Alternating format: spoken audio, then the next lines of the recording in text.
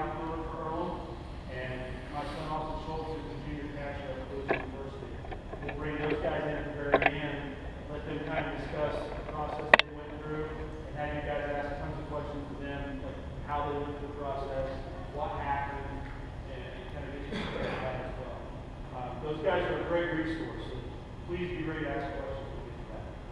First of all, just a quick look at the presentation we got for you guys, because players will see this again, but that was a good time for the parents to see this. Scholarships by division. NCAA Division I has 11.7 scholarships per school. Division II, 9. Division III, 0. NAIA, 12. And many of you might not know, but there's 3 divisions of junior college. There's Division I, Division II, and Division III junior college as well. Junior college Division I give up 24 scholarships with full offers, which include room and board, scholarships, books, and full pay. Division II, JUCO can only offer tuition and books only. They cannot offer room and board. And then there's junior college Division III, like regular division, they're not offering. So here's this data is about 3 years old. We'll do it collect this data. Colleges with baseball, D1, D2, D3, it shows you here. Number of participants is the number I want you to really pay attention to. You'll see here in Division I, there's almost 10,000 baseball players playing Division I baseball, and there's over 12,000 playing Division II baseball. I mean, that's a pretty shocking number, especially when you figure that they're not getting athletic scholarships to be done. So what I did is first of all Division I schools have a 11.7 scholarships. The answer to that is no. And Division IIs do not get all 9 out as well. They're funded according to what the school allows them to fund. So for instance, Dayton, I don't know when you were there, I know Coach B only had 8 at one time, and Matt's got 8 total scholarships that Dayton University was funding. So he didn't have the full 11.7, he only had 8. So the school dictates how many scholarships they're allowed to fund. And the reason for that is, you know, like an example here, LSU makes over $10 million a year for football income. You figure if you got a 100,000 person stadium at $20, right? They just made $1 million that day at that football stadium. So you can do the math. Where other ones, like Butler, might make $500,000 a year in football, if that. But it could possibly make over $2 million in basketball, because they're a big basketball school. So obviously the football programs do drive the funding for the baseball programs. And that's just the way of the world. They got the money from the football programs to dump up in baseball, they get more baseball scholarships. And the second reason, I'm sorry, but Title IX. Title IX is really taking effect on college scholarships. They have to offer, obviously, the same amount of scholarships for female sport as male sport, according to Title IX. Who gets all the scholarships? Was it 68 Division I football? So, you know, you start taking 68 just football, and you start trying to find female sports in college and offset 68 female scholarships, or male scholarships.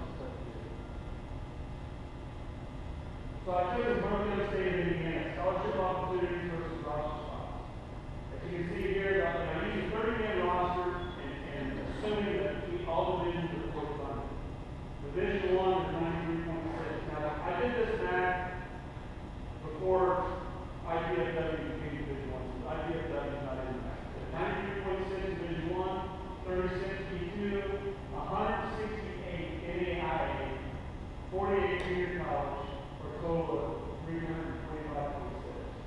And then there's the total roster spots. Total roster spots in all of those, 1,108. So believe it or not, there's over 1,200 baseball players in the state, college baseball players in the state of Indiana playing baseball today. It's a big number. And that's using the 35-man roster. And Snyder, how many are on your roster, did you say? 46. At UND. So that number would be 1,300, 1,400, depending on the size. So that just gives you guys an idea of the total number of available roster spots there are in the state of Indiana. Bottom line is this: if you're financing baseball to pay for college, I strongly suggest you reconsider. Your money's going to be better spent on food. You know, Baseball is expensive. I know you guys are putting a lot of money into it, but books are where it's coming from. Education, grades. All right, that's where it all starts.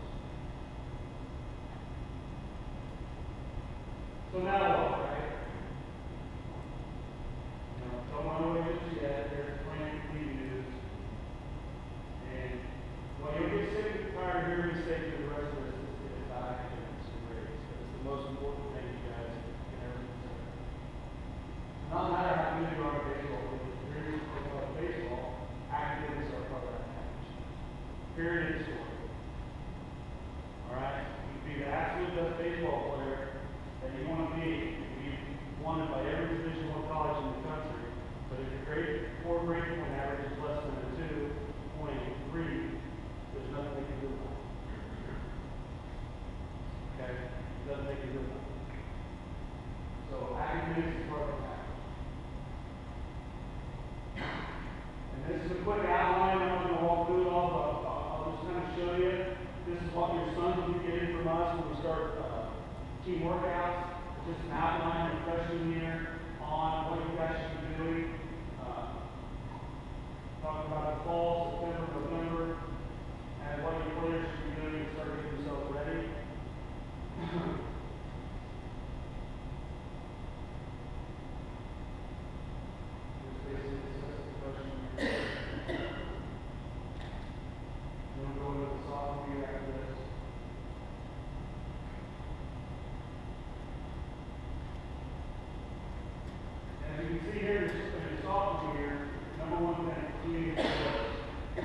Most guys will fall behind in their sophomore year. They get comfortable, they got into school, their freshman year's over, they think that all that, getting harassed or getting picked on, and getting settled into school is all over with.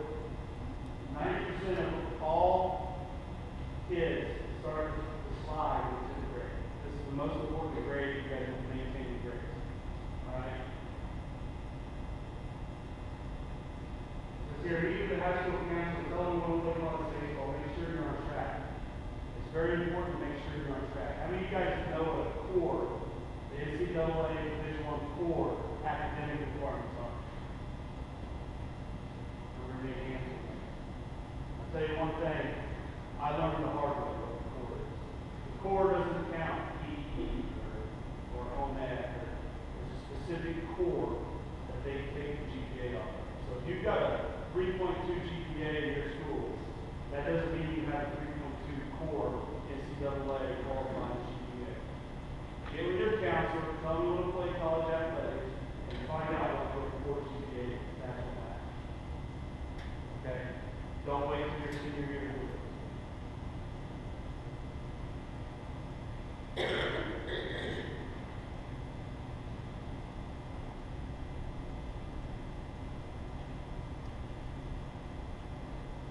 Now we're in the junior year, 11th grade. This is where you guys should start sitting at your contact emails. Start narrowing down your ideas before you go to school. Start researching, looking at JUCOs, looking at Division IIIs, Division IIs, Division Is. Start sending out emails, letters. Start contacting schools. Not just to see if those will contact you back. Do research on it. What are the class sizes? What's the school size? Is it a rural college? Is it a city college? Start getting an idea what kind of schools you're in. Ask your high school coaches and whether it probably doesn't happen as much as it should. Starting September 1st, your junior year, coaches can start sending letters. Most of those are done in camp. Office friends in camp. Register with the clearinghouse. Junior year. Most high school counselors will tell you you don't need to do that till you're a senior. Don't wait till you're a senior. You can register with the clearinghouse as a junior. It's easier to register as a junior before you start taking the ACT and SAT because there's a number you can put on your form and they'll send the results of your SAT or SAT directly to the clearinghouse for you. It solves a lot of problems and makes it cleaner.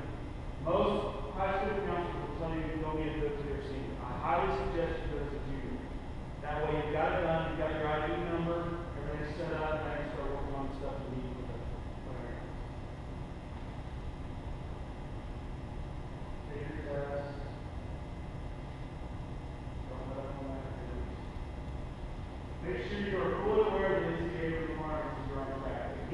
double check, core GPA, what's the requirements? Make sure I'm tracking.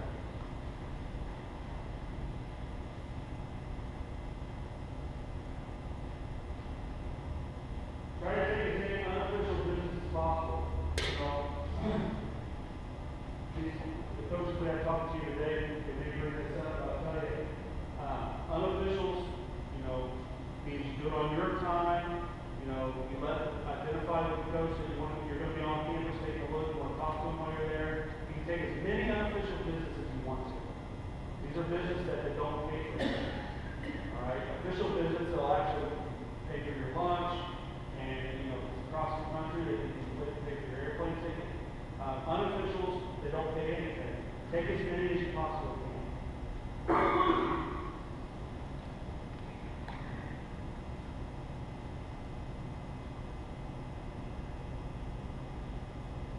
Years, you guys know we have 17, I don't know how many we got in here, but it is the most important summer of your baseball career. July 1st, between your junior and senior year, college coaches can have a contract on the phone. So here's the thing, if you're calling a college coach before July 1st, and you leave him a message, and he doesn't call you back, it doesn't mean he doesn't want to call you back. It may mean that, but it doesn't want to mean that. All right? They can't. They cannot call you back. All right? So, I had players before said, I called so-and-so, and I'm not ready to get back. Well, it's still June. He can't call you back. Unless you get lucky enough to pick up the phone, it doesn't do that. Again, so making sure you schools are really interested. Obviously, your senior year, you need to verify with your school who are on track to meet all requirements. Again, I put it in the third time. It's the most important one. November your senior year, early signing period. That's it. I didn't go into the senior year because most of the time, most guys pretty much have an idea going into the senior year where they want to go to school, what they want to study, stuff like that. Now, we're going to have players here, and we're going to have these guys as coaches talk. For instance, Ethan Bailey, it's like another son of mine, coached me for many, many years. He's family. Didn't decide to go to early until like his fourth week of his senior high school baseball season. So it's never over. Is Bucky here? When did Bucky decide to go to his school? In the summer afterwards? And he was graduated, decided to play 1800 baseball that summer because he still wanted to play college baseball, but was in the grades problem. And decided Ancilla came to see him and picked him up, and he ended up playing in Ancilla, the junior college in Indiana. So even though I didn't have a senior year there, never underestimate you. Just because you're not signed now, or you're not signed in August or November or even December, it's never too late. It's never over. Keep your options open. You're going to start seeing where, I was talking to coaches earlier, you're going to start seeing 16-year-olds verbally commit to this school. I think Coach Marshall I will tell you this. Here's a statistic for you. 38% of all verbal commitments before they start their senior year are revoked by the player. Because what happens is, guys, it's like a girl, right? You meet this beautiful girl, you think you're in love, right? Everything's going great. The next thing you know, you get to know her just a little bit more. 2 months later, you're like, wow, I really don't like her. Okay? It's the same thing. That's what happens. Here's another statistic for you. 36% of all NCAA Division I freshmen transfer after the freshman year. 36%. Think about it this way. I've been playing baseball since I was 6 years old. I've started every game of every inning I've played. And now I'm a freshman going to Division I school, and I'm behind not only a senior, but a sophomore. And I'm not playing. Think it. Okay. 36% of all Division I freshmen transfer after the freshman year.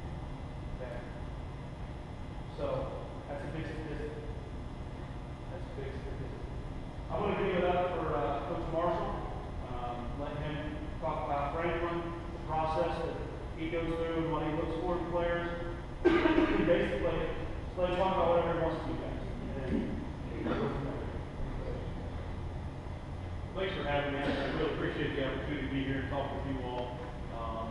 Thank you for the invitation. I've seen the Twins play. I saw the 17th, I think, last summer. I think you guys did a great job of things. I was really struck by the player roster. They actually had pictures and emails and phone numbers, and so I think you guys should all know here that you're getting a quality opportunity from the Twins organization to represent your sons and for you guys to represent yourselves out there.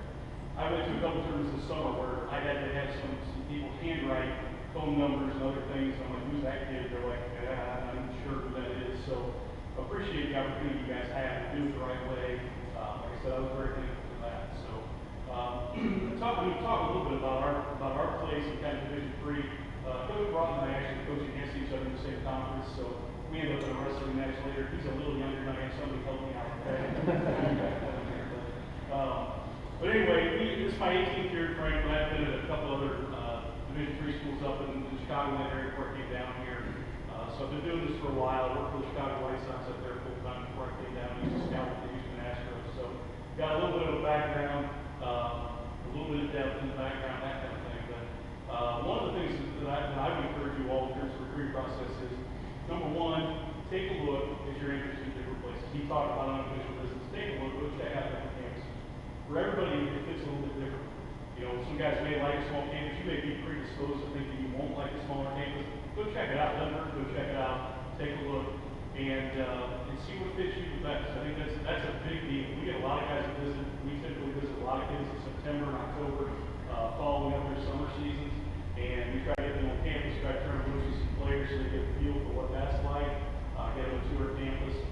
Sometimes meet them in an academic department. That depends on you've already kind of decided on your major path or not as to whether you want to do that. But take a look around.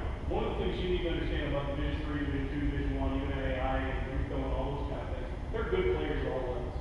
They're good players at all levels. Give you an example. 2007, my team, we were down a game. We went up to Pleasant South Bend. They play baseball up there too, not just football. And we went up and beat Notre Dame 4-3. Got a 4-1 lead on them, kind of hung up for dear life, but nevertheless, we got a win out of that place. Their two-hole hitter that night was a guy you guys might have seen this summer, the All-Star game, A.J. Pollock, plays center field for the Diamondbacks now. So you can compete with those people. We beat Butler in 2009. I think it was 62. We beat them. In 2010, we were 4-4 with Indiana State at the bottom of the 8th. They had a leadoff guy named Ryan Strasburger who ran 6'4", 160. Not a typo, not a misspeak. 6'4", 1. He punted, still second, still third. I tip my cap. We moved over the last guy. He's 6'4", but nevertheless, we competed with those people.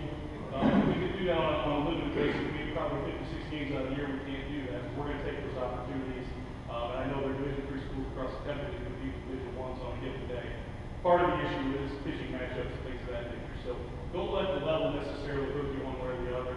Our conference, I think the fourth coach came over in 2010. We had 4 kids drafted in the MLB draft out of our conference in 1 year. And while that's an anomaly, it gives you an idea of the level of players sometimes exist on in different levels, Division III, JUCO, Division IIs, NAIs, all that kind of thing. So I think it's important for you guys to not get too caught up on the levels. Everybody looks at LSU, you know, the SEC teams and all that kind of thing. Those are great opportunities, and there are a lot of great opportunities. But I'll also tell you, we had a kid who was a shortstop for us that was offered 25% by a Midwestern Division I school, which shall remain nameless. But he was offered 25% by them. It's a pretty good scholarship in baseball, right? Difference is it's a private school. We don't give him more scholarship money because of his academics than they could possibly do. So sometimes the bottom line is a little bit different. And keep that in mind when you're looking everywhere. Some places, I know some Division IIs, it's stackable, the academic and the athletic money. So the better your academics are going to be, the wider your funnel of schools you can go to. The weaker they are, the fewer places you can go to. So you younger guys, hammer the academics. Get on top of those things. Do the best you can academically in school and prepping for the SATs and ACTs because there's a lot of money out there for the academics. Okay? Everybody needs to understand that. And it doesn't matter what level. You're gonna potentially get more money at any level, the better your school is. So it's not just people saying that. It's very important to do well.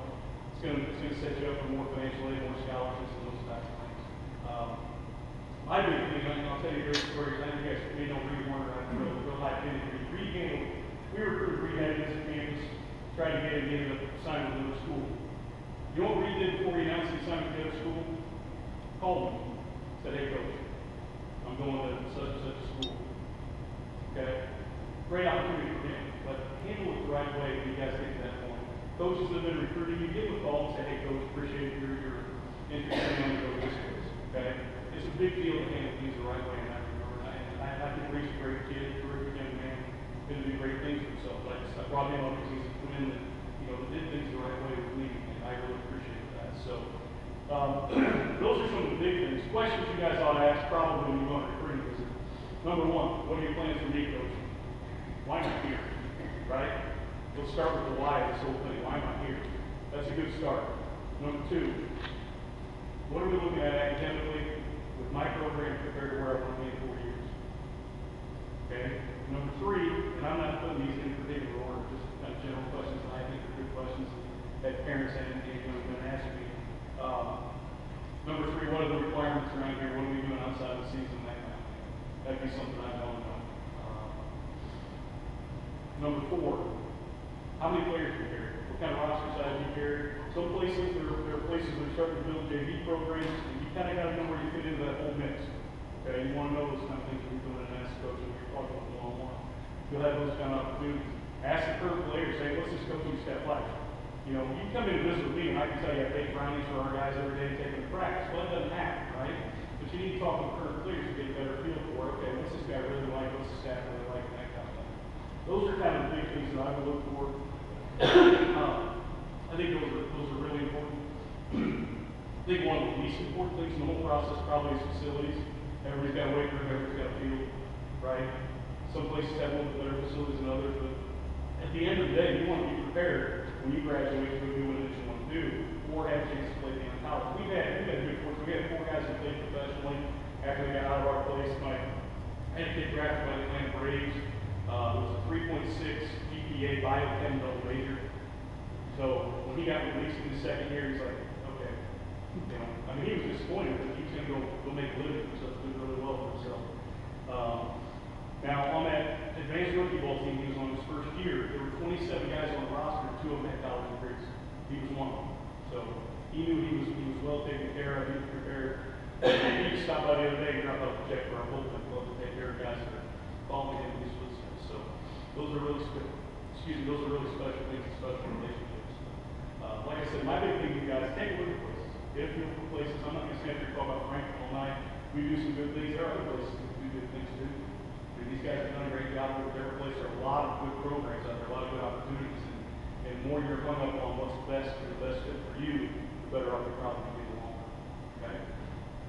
That's about all I've got. You guys all hang around and take a few minutes and know what coach has done. But kind of go from there again. Thanks for having me.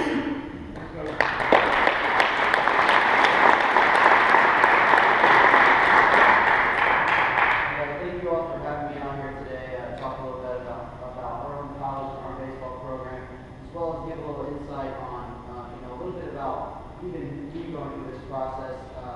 No offense to Coach Marshall, but I was in your guys' spot a little bit, more recent than he was. So it might be a little bit easier for me to talk on that side of it. But I'm from Indianapolis, went to a very small high school, grew up in high school, Southside, Indianapolis Lutheran High School, 300 kids in my whole school. Okay, I grew up with playing for the Indiana Bulls, okay, similar program to you guys, great program, since college players all over the country. Grew up playing for them, that helped me with this recruiting process, getting in front of good, college programs to come out and see me play. I think that opened a lot of doors for me as a player, for sure. Just like you guys have put yourselves in that position. And parents, I commend you for that. My dad's here today. I'd like to thank him for putting me, through that. That has allowed me to become who I am today. It really has allowed me to really continue my, career as a college coach. Because of those relationships that I made with my teammates, my coaches, and it's really this whole process. You guys are very, very fortunate to be sitting here in this room today. But just a little bit about me. I played at junior college level, and I was a 3A student in high school, guys. So I understand that the academic side is great. And if you have somewhere where you want to get to with your academics and the school fits that, then that's great. For me personally, it was strictly a baseball decision. Okay, and that's not for everybody, and I'm not afraid to say that to you guys. I went to junior college because I felt like I wanted to see how far I could go with baseball. So junior college was a way for my stepping stone to get on to go play at the Division I level at the University of Dayton. I had a great opportunity to play not only in the Junior College World Series, but also play in the NCAA Regional in College Station, Texas. I got to face Michael Waka from the St. Louis Cardinals in an NCAA tournament game.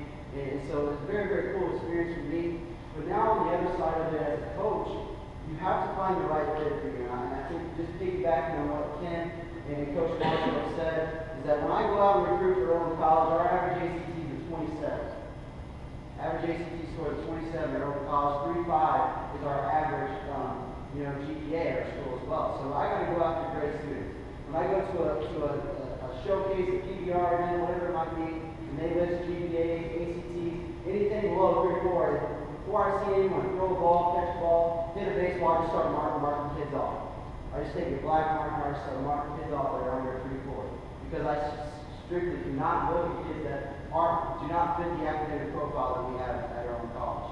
And we're also a $53,000 school as well. So a lot of the smaller schools, you might see it's that price tag. That price tag scares parents. I know it does. I talk to recruiting parents almost on a daily basis. So I got to almost talk them on the ledge a lot of times. They say $53,000, coach. I'm sorry, but you guys got a great facility, great school, great academics. But our family's strictly, we just cannot afford that. But then I have to then talk about the process, like these guys are talking about. Well, what kind of merit scholarship can we get you? What kind of financial aid can we get you? How can we staff that to make it affordable for you and your family? And that's really important that you gotta focus on that academic part, because that's what's going to get you the most amount of money at a small school like Earlham or at Franklin College. That might be the best opportunity for you to get out to the field and continue to play your baseball in your college career. So our average baseball player in our program right now, 74% scholarship at a $53,000 school. And if you do the math on that, that's more than Division I schools can give out in terms of scholarships. Another great thing about Division III as well is that money is guaranteed to you for 4 years. When I was at the University of Dayton, if I didn't do my part of that academically, if I was an egghead, got in trouble on campus, they could have pulled my scholarship after 1 year. It's a 1-year commitment. At the Division III level, it's a 4-year commitment. It's guaranteed to you because it's not tied to athletics. You go there, knock on wood, God forbid you don't throw a pitch, you don't play any for their team. The money that you are qualified for is guaranteed to you for that 4 years at that Division III school. So there's a little bit of stability around the financial aid part of it that I think is a positive on the Division III side. Really, it's about finding the right fit. I can't say that enough. I went through, again, going through the junior college route to get to the Division I route. It's not ideal for everyone, just like you guys are going through this process right now, finding schools. I could do that again in 2 years after my junior college. So that was kind of a hectic time for me. It created a lot of, I'm sure you guys are worried that am I going to go here, am I going to go there? But just enjoy this process. We always tell our guys, you're almost like the belle of the ball. Everybody wants to dance with you. All right, you're at the dancing, you're the prettiest girl, and there's all kinds of guys that want to come dance with you. Same thing for college baseball. All these coaches are going to call you, contact you, want you to come up to the school, take a look at it. But it's all about going there. And another thing too, I know Coach Marshall, we talked about this before. We call kids 3, 4, 5, 6 times, leave voicemails, text messages, and then come to find out that the kid's going somewhere else or doesn't have interest. Just a return from phone call might save me or Coach Marshall 3 or 4 hours in our night someday, because we're not wasting our time calling you if you don't have any interest in our school. So that there's no skin off our back. We're not going to hold it against you. If someone calls me, and I love when recruits, I'm glad Coach Marshall said that. I love when recruits call me and say, hey, Coach, sorry, I'm going to Franklin. I say, hey, best of luck to you. If anything doesn't work out down the road, keep us in mind.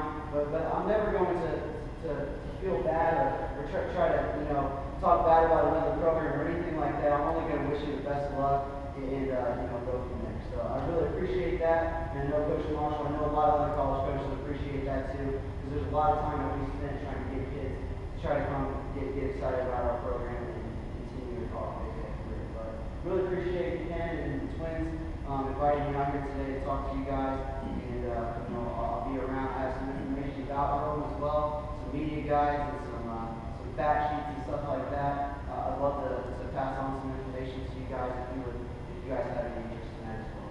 Okay, thanks a lot. Different levels, been down there and get our program on now. And I tell you what, it's amazing when you find guys like this that are really willing to reach out to guys like us. So it's no little thing that they're here for. So feel free to ask whatever questions you have. We'll let them answer them as needed. And then once they're wrapped up, we'll let them get out of here and we'll bring them to next group. So thanks, Steve. Shoot away. Question for you.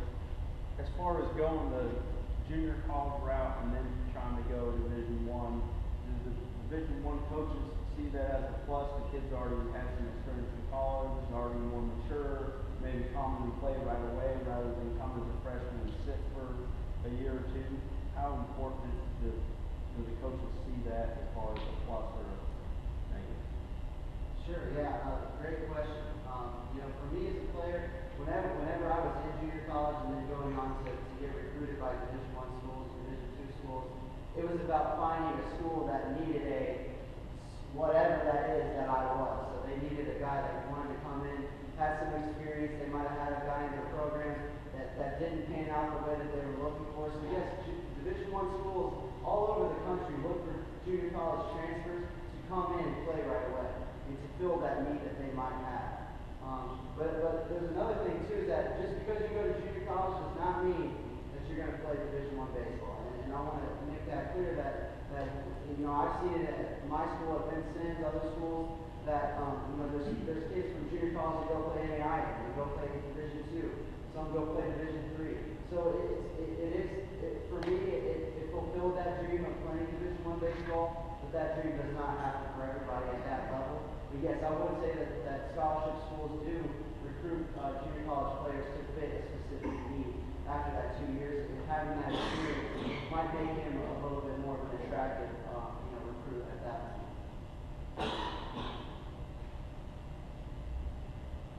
Can you describe a process of helping your son figure out where he can be D1, D2, D3? Is it as simple as that you're not going to get contacted by D1 coaches, or some 15, 16-year-old kids think they're D1, and at some point we're going to realize it's D2 or D3 where you're going to be.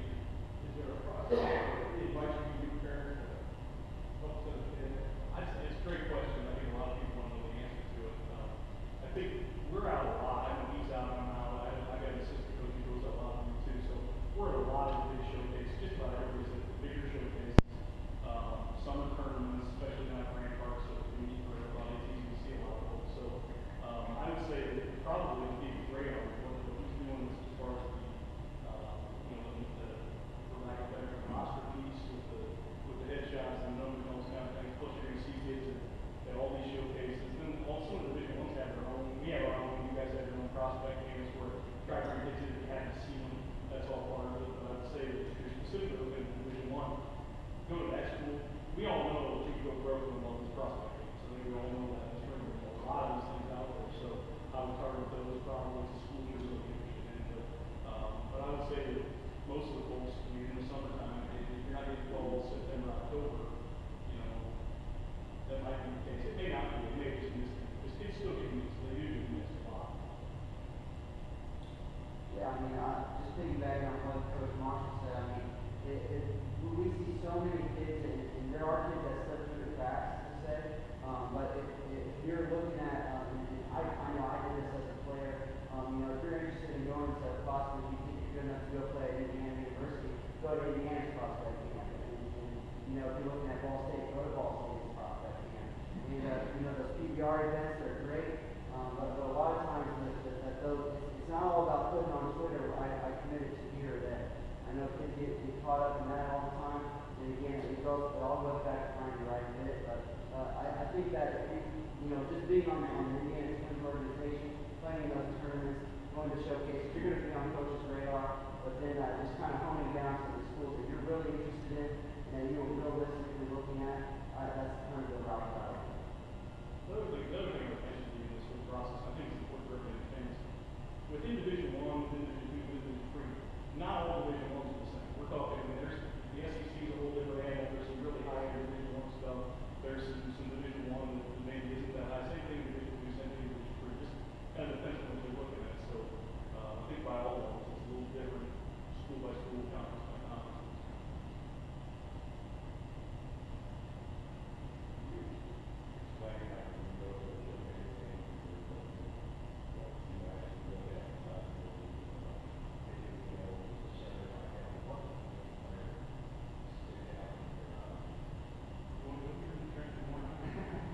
sure. I guess for me, I would first say, again, I have to go within my pool of players that I can look at a certain showcase. I would say number one, I don't really live by the radar gun and stopwatch. I think a lot of coaches, especially at the higher levels, get caught up on that. A kid doesn't throw 87 or he doesn't run 6'8", 60. I'm more so a guy that I like to see it in person. Someone who wears his uniform correctly, someone who has a belt on. I mean, I know that sounds really silly, but just their physical appearance, the way that they look in the uniform, is really big for me. If they're hustling, running out, when they're doing a home the first time, or they're getting out of the box, and then just those regular skills that any coach would look for. I'm going to look for different needs in my program, and Coach Marsh is going to look for his program. I graduated this many seniors this year, I need to bring in a shortstop, whatever it might be. But I would say number one, just how they carry themselves. Are they hustling on and off the field? Just the playing hard. That's the type of kids that I want to be around. Guys that play the game the right way, guys that play hard. Some of that stuff's difficult to see in showcase because they're just kind of running and throwing and that kind of thing. One of the things, and I'm sure they do too, I'll call people that I know, I've been around long enough. I got a kid right now, he's a sophomore, but I called a buddy of mine, who's an assistant football coach, and they should know just random stuff, right? I called him and said, what about this kid? He says, we won't cause any problems. Okay, perfect. We know a little bit about the background of the guy that I trust. We're going to do a little bit of background research, but, when we're talking about the academics, that is the number one factor for all of us. You got to look at, if I get a kid who's, we're not quite where they are, but we're not 2.5 kid with an 18 ACT is not getting into a place, and they're not going to get money, so we're going to kind of draw the line there. It's nothing against the kid. There's a school they can go to, it's just probably not going to fit us. You guys want to stand out and showcase, wear shirts. Jack and Pants and wear shirts. People will notice that they're here.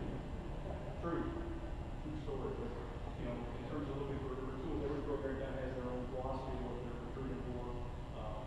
And I think Division I is a lot of bigger schools, like he said, are looking more for tools probably at the end of the week. Realistically, if you're talking about 5 guys, we need to find some guys that have 2 and 3 teams to really work with. We're not going to find about 5 3 points in a row. We need to find guys with 2 and 3 who can really develop those other 3 players for our team.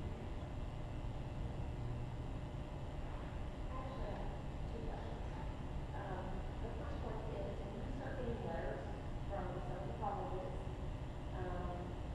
some of them may be out of state, and they're inviting you to come, obviously this is going to be intense because they're pretty far away. How do you determine which ones are actually sending you that letter because they want to see your son, or they're sending you that letter because it's a mass mail and it's not worth the time? And then my second question is, how does, no one has mentioned anything about multi-sport applications. I'm really big in there, you talk about that, so. How do you, multi-sport applications? So how do you feel about this? It's a great question. First, it's a great question. I don't know how you determine that. I think that there are people who show up to showcases, get the roster, they're going to send letters out to everybody and say they don't necessarily differentiate. I think in that correspondence, you can also ask, hey, why are you interested in me? Where did you see me? Or that kind of thing. I think that's a great question to ask because that's the first thing I try to tell guys when they come to visit. I want them to know why they're here.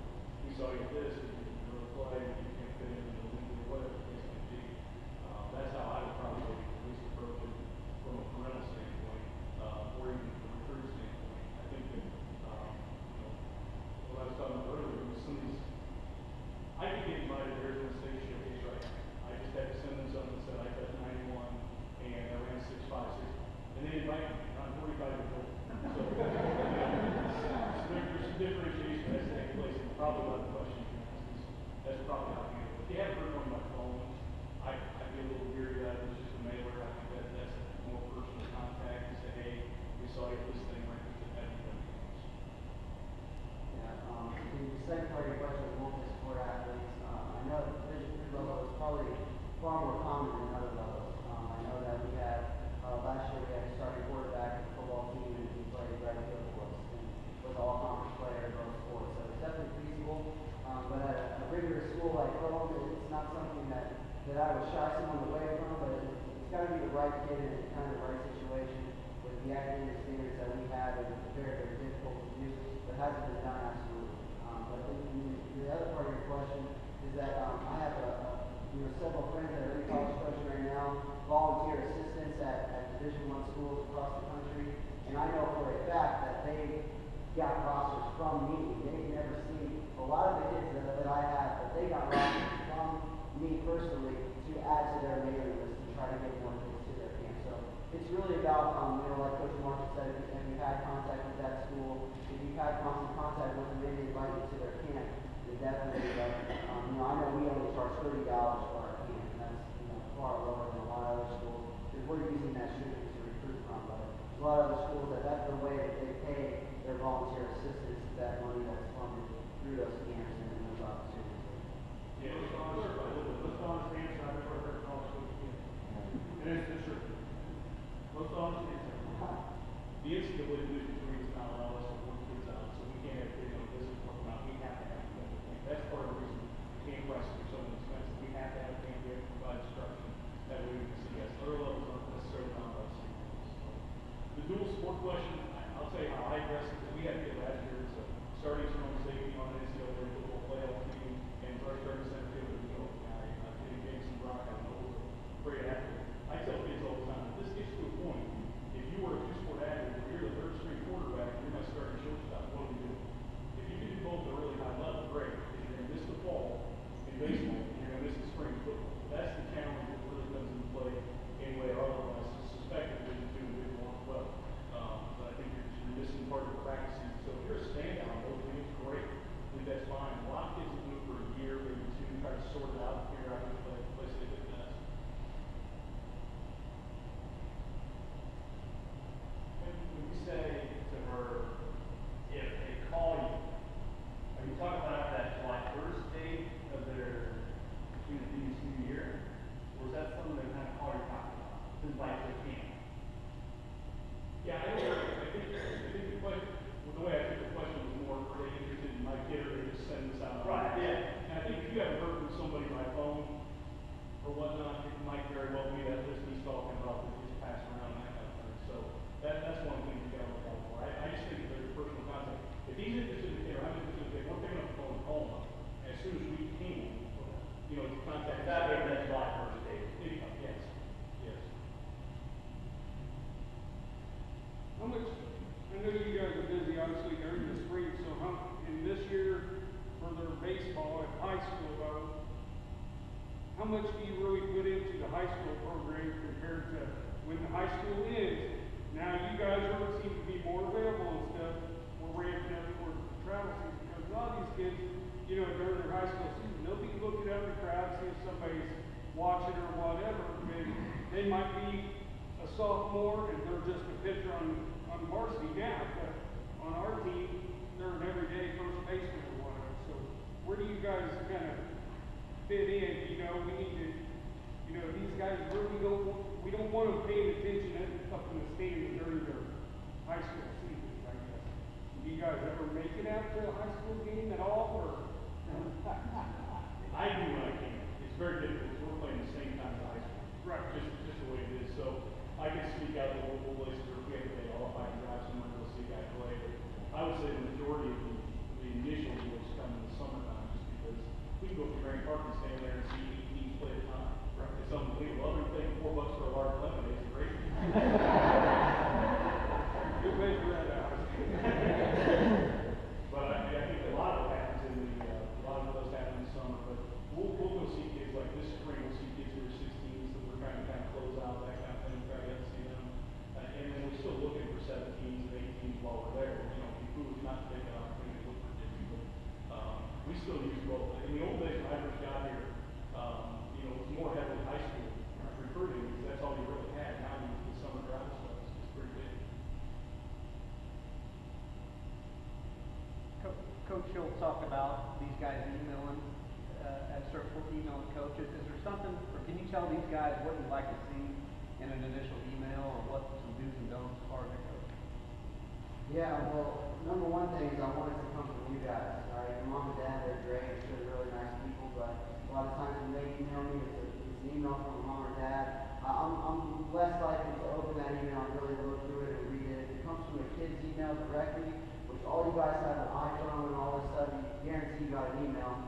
You can send me that from your personal email. I'm more likely to look at it, as well as if there's a video attached to that as well. I'd say that's huge for us as college coaches. I know QBR and all these different databases, it's easy for us to cross-check. You know, if I didn't see a guy and my head coach saw one, and I want to check him out and see what I think. I don't base everything on video, but it's a way for us to evaluate you. And I would definitely put in, you know, the part about the academics on the 3.5 GPA, 27 ACT, you know, stats. I really don't put a lot of emphasis on, but adding things like that. But I would say number one for me is I want the email to definitely come from you guys and the kid himself. And then with those other pieces too, filling out a questionnaire, things like that. That shows me that kid's very interested. Yeah, and it's a real important piece he touched on here. You know, you guys, you young men down here, ultimately have to make this decision because you have to own it. You know, he talked about what he said, 40-some% of guys transfer out. You have to own the decision. Mom, dad are there as a guide, as a sounding board, and that kind of thing. I can tell you, almost to a person, when a family comes into my office to talk with me, which kid is making the decision, which parents are pushing the decision. It's not real hard to figure it out. And I say that more for the parents than anything, because I think what happens a lot of times is the kid will go, well, I don't want to come here, mom, maybe come here, dad, want me to come here, whatever. You guys have to own the decision. It's a big decision. It shapes the rest of your life. You know, it's the next 4 years of your life to begin with, and then it shapes your post-college or professional career and those kind of things. So make sure that you're 100% committed to this process too. You're learning about these schools and you know about these schools. And, you know, I agree with Coach on the video stuff anytime, because that may answer your question too. If you have a video somewhere, send it to them. Here's his video. You really don't need him at camp. You can see the video, right? And you got the times and you have a pretty good idea. In that case, they can pick up the phone and say, hey, we really like to come see you up close and personal, which makes sense. And it's nice to see that work out for them.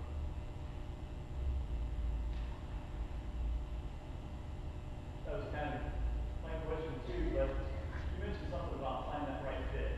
Did you see one of the kids finds two or three schools they like? Now they need to say, well, how do I know when the roster has a need for me? How does one go about that without, you know? I mean, I don't know how.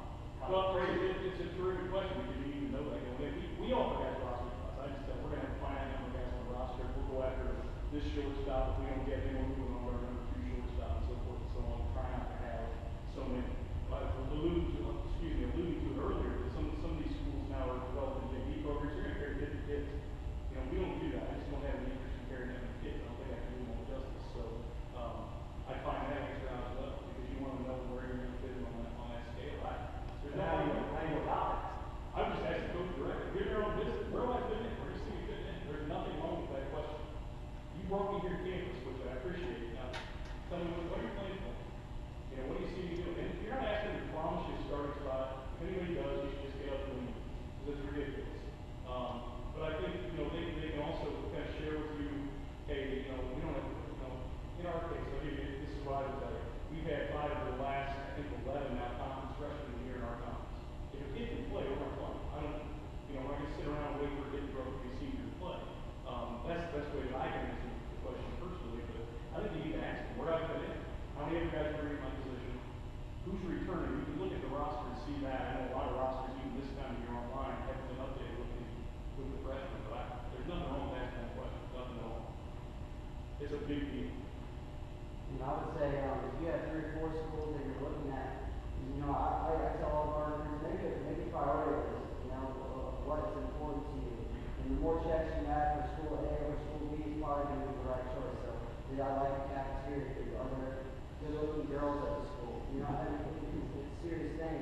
Just making that priority list, and then, you know, going through that list and then being able to cross out, you know, if school A, it might be an easy way to kind of decipher what school you should be in on, you know.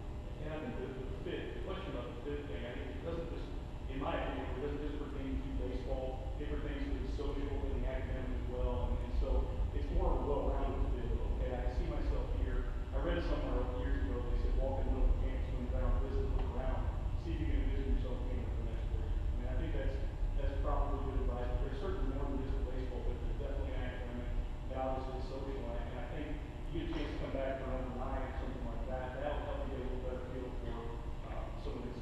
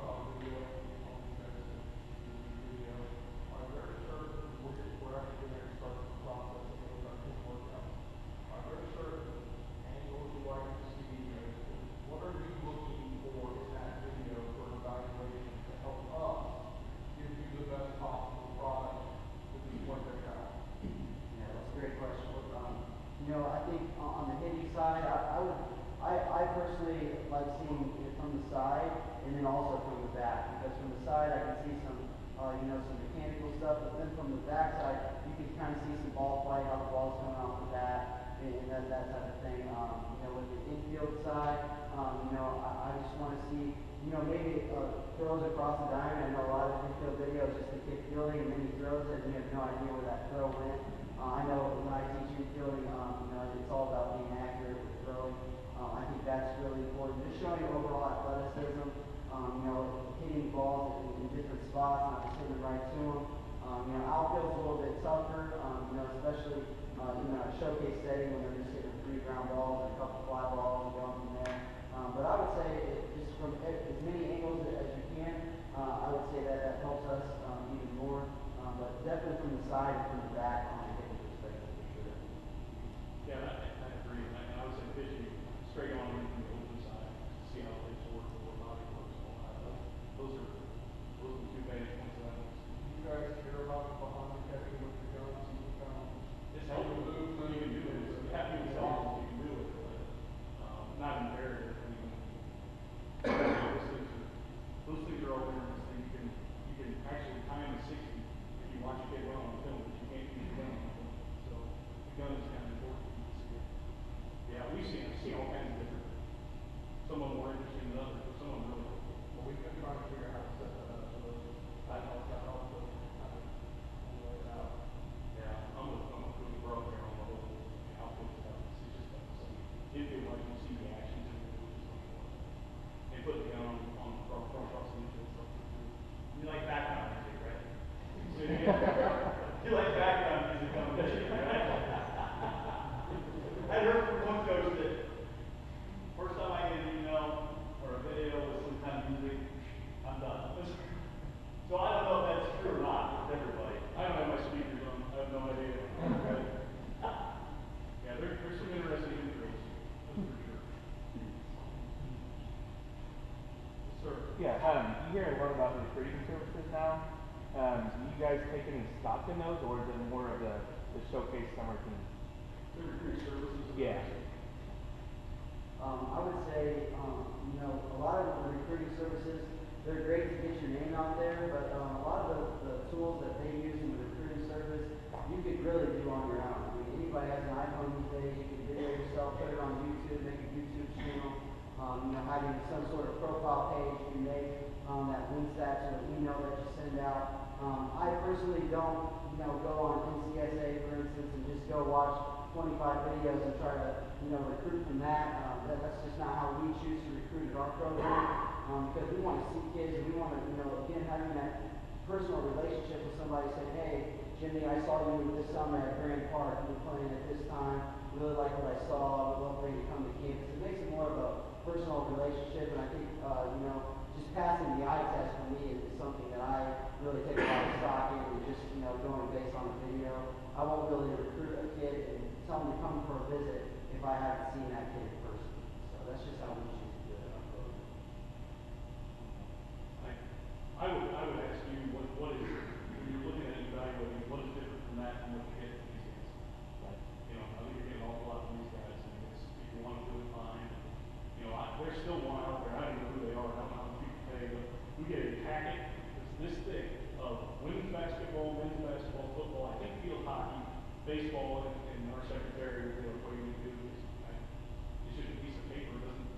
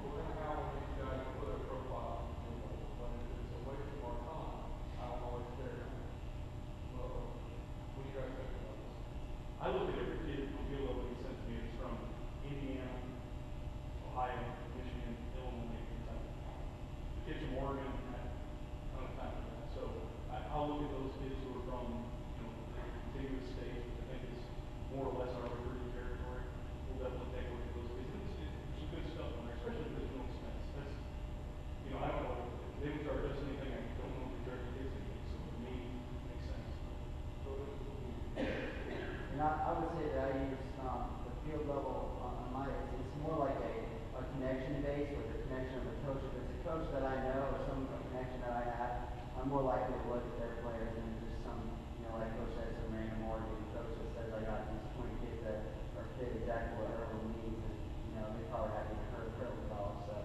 So it's more so, going after those coaches and those programs that I know personally and then going from there. So one more player comes to Coach Olson myself and says, hey, I want to go to Orlando Franklin, and they're in that system, and we promote it, that's not something that's just gonna digitally go into the trash can, it's something that, you recognize us, and recognize the players, and it would be something that we get in.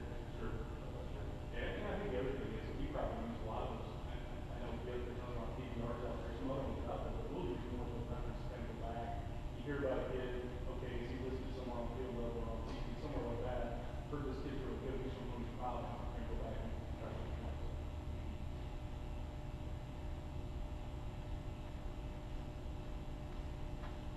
Yes, ma'am. What about the, for the 15, 16, 17-year-old, do you recommend inviting camps in the summer? Like, that don't come completely with the schedule? Or should they be invited to camp, or do you have it?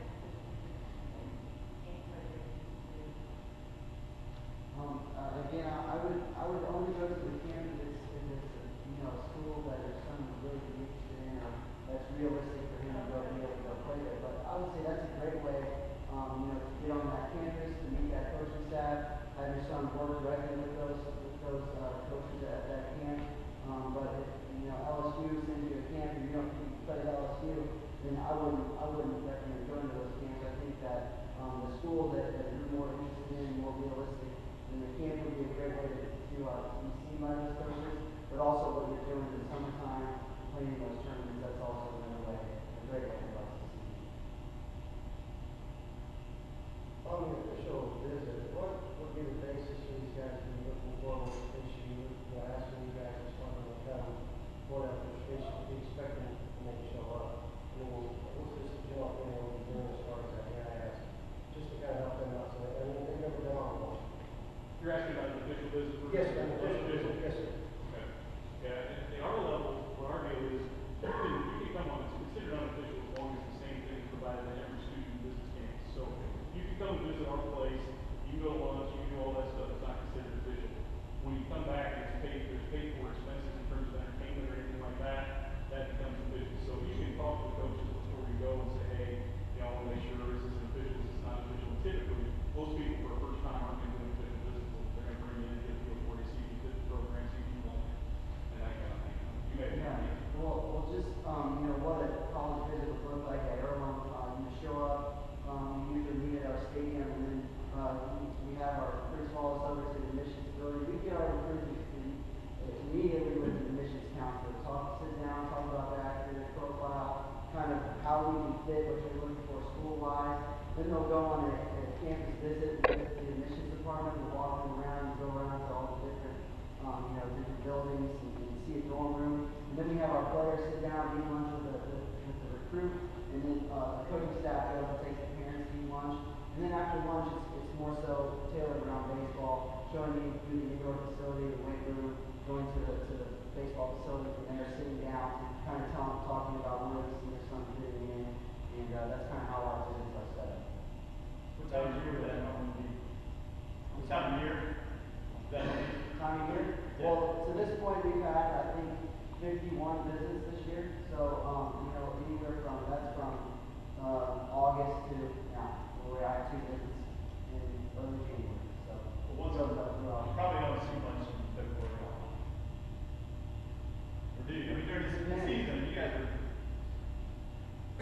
busy. It really depends. I mean, there are kids that slip through the cracks, a kid that played football, hadn't gone to a PBR event, or got to play summer ball that, I might have a chance to go out and see and then invite them to visit. Far less, in that part of the year. We try to load our visits in that part of the year since we're in our fall program. A lot more time available for us to show kids around and get them excited about our program. In this tag on, I think you just gentleman asked a question earlier about the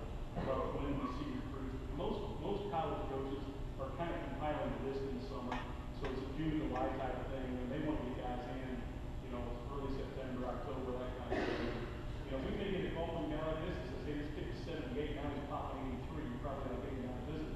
Maybe we wouldn't have thought before, but now this kid's made some serious improvements in a place like this. So those are more of the kids that really have to turn to your visit. Or in our case, we get some kids who are basketball players. That's really difficult to set up a visit for a basketball player after October, whatever that's Currently 28 players on our roster. We have 11 pitcher only, and then we have 2 players that are two-way players, position players, and relief pitchers. So again, we'll use, you know, all of those guys are getting the game in some capacity. But for us having 4 conference games a week, we really need those top 4 starters, and then having sprinkling those 2, 3, 4 bullpen guys that are maybe go-to guys, gets you that 8, 9 number that they use. Most of those are the guys that get the most time throughout the course of the year. And we're about the same number of rounds, we're 29 or 30 right now, so majority of those guys are pitchers. Speaking of pitchers, any of you guys know how to get Ethan Bailey out, send me an email. Oh, I got one more.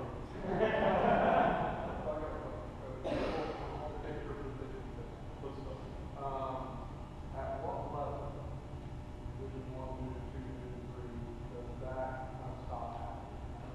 I know, we just do it a little bit earlier, but I guess we want to consider. So, you guys that want to play, you like to deal and hit 4-hole and be a relief pitcher. That's realistic. Division 3 is not like. What about Division 2, Division 1? Where does that kind of stop? Kind of gives them a ballpark. I'd say it depends on the program, depends on the kid. Again, kind of going back to the two-sport athlete. If you're, you know, if you're pitching and your best role maybe is to be a back-end bullpen guy, but your role as a position player is much greater, then I would say, you know, at the end of the fall, we always tell our guys, you come in as a two-way player, we're going to give you the fall, we'll give you some innings, we'll see what you got, and then at the end of the fall, we'll kind of evaluate from there, where do we see you fitting best, helping us right away. And then, but I'd say at Division 3 level, it's definitely available, but there's some programs that don't believe in it. You know, I had at Division 1 level, our center fielder came in, and he threw it back in the bullpen. So it's really depending on every level. I know Houston Street played, you know, he played third base, started at Texas, and was, you know, one of the starting pitchers as well. So it really depends on the guy and the program as well, and kind of where they're at with the depth. I know we need depth on the mound, so we're going to use our two-way players this year because we've had some pitchers go down with injuries or whatnot. So I know we're going to lose our two-way players, but maybe in the past we wouldn't have used them as much. It really is a case-by-case basis. Yeah, and I think most places will let you come in and do both things in the fall. I think they'll let you take a look at it. I'll have kids that are bulging and go, hey, I think I got better chance to help over here, whatever the case may be. I don't really push the issue, but we had, I had 2 different guys who have held simultaneously the single season home run record for us and the single season strikeout record on the mound. And we just want to win. So, you know, if that guy can help us do both, that's great. If he can, that's tough too. I've got a freshman kid, great question to ask because I've got a freshman kid, he is a shortstop and a pitcher who very likely will be on our pitching rotation. There's no way I can play a shortstop and have him in the pitching rotation. There's just so much wear and tear on the arm, this can't happen. So, another great dual sport guy. You guys know, remember that guy from Brown from the Mets? You know, he's a shortstop at Stetson. And they put him on the bump, that kind of worked out okay. Never know. We make all our position guys throw off the mound the ball, every single one. It's kind of ridiculous sometimes. We put them all up there, and once in a while you find a guy who wants something that you think we should probably work with. Puts them in a better position to succeed. Career mode. For some of the younger guys, just explain that there's more than just the spring season. I mean, you do the summer and the fall, and you were talking about how many games does a typical program play in a calendar year, I guess you could say. So just in the college season, is that what you're asking? Just kind of what Not just in the spring, but obviously oh yeah. the rest. So Division 3 level, we spend about 4 weeks in the fall. We have a little bit more limitations than other levels. I know at junior college, first week I was there, I was playing in a college baseball game. Where at you know, Division 3 level, we're kind of more hands off in the fall. There is a structured program for that about a month time.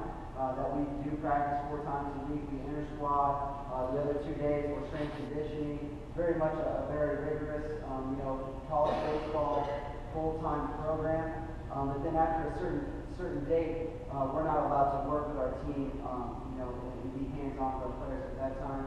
Division I level has different rules where we have a fall season, and then we have an individual season where there's 3 to 4 players that would work with our hitting coach at a certain time, 2 hours per week. But it's depending on every level.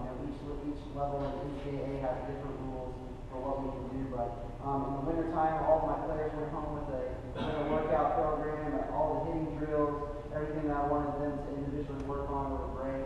So it's very much a year-round program.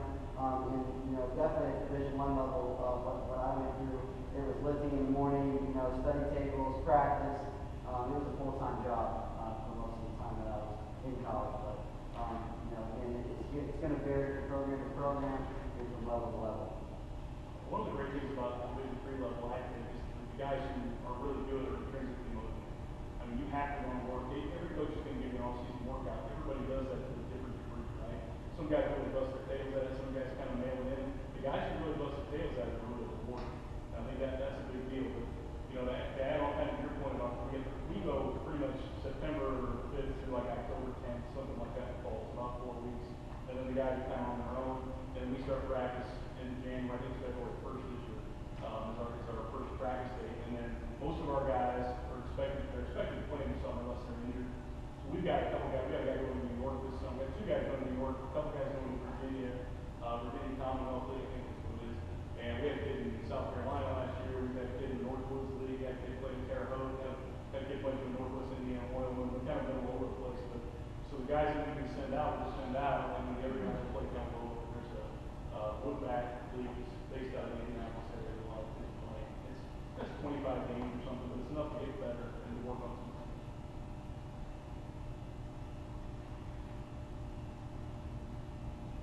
All right, well, we'll let these guys get going. I appreciate it. Again, I'd like to thank these guys for showing up.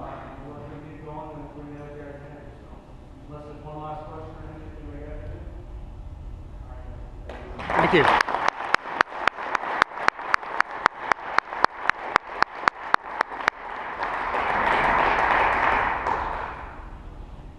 All right, so go ahead. Come up here, guys. There's a couple of questions that you guys have asked that got the answer that I think you should talk to some of these guys. So sometimes, it's easier for these guys to live it, to kind of see it from a different perspective. So I probably want to bring these guys here today.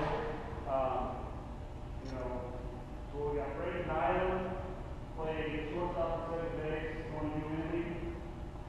Bryce Bridgewater, Max older brother. Pitcher only, never even got a day. Did you swing?